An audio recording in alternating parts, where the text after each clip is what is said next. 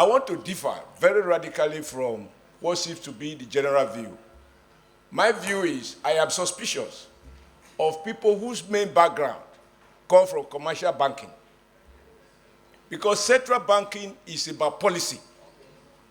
It's not about marketing. It's not about seeking profit. It's about getting monetary policies right with clear focus on specific microeconomic objective. Whether it is job creation, stabilizing a price regime, exchange rate regime, inflation regime, all of that.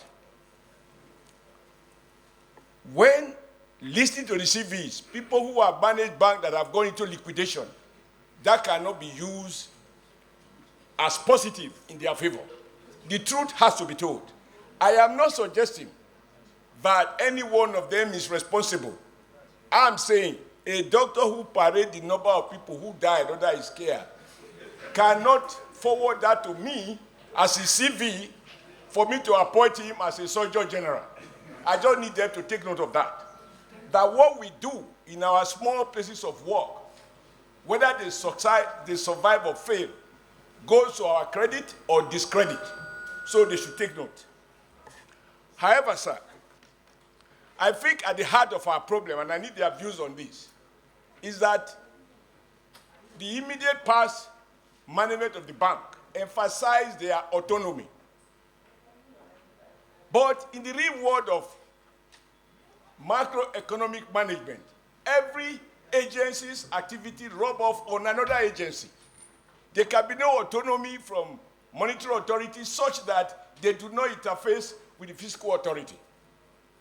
And even these two, in my view, if they do not relate with the Ministry of Trade and Commerce, because the challenge we deal with now is that, at least to everybody here, everybody seems to have submitted completely to the so-called market forces and rely on the invisible hands of Adam Smith to regulate and determine the value of the naira. It is now clear, after Babangida started this devaluation, that the naira, the market forces can never stabilize the naira.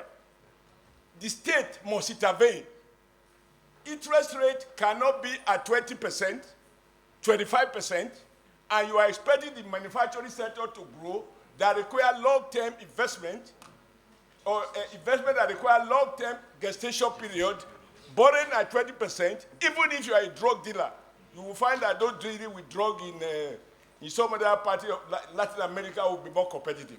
So I think that there is need for a complete thinking outside the box. When the West celebrates our free market, no control, and so on, I'm always suspicious. When they clap for us that we are doing the right thing, the state is withdrawing, less regulations, at a time when we can see that even at the time of world trade, nation states are negotiating with other nation states to have specific trade relationship. So I feel we need this new team. We need this new team to completely think outside the box, and I will expect on this occasion, Mr. President, that all the things that many of our colleagues have spoken to, including my dear brother Ojekalu, if we allow Nigerians to import everything without restriction, and you have limited naira dollars available, the naira will continue to suffer devaluation. Our best time that you refer to, Mr. President, when you reminded us of a time where one naira was 1.5 US dollars.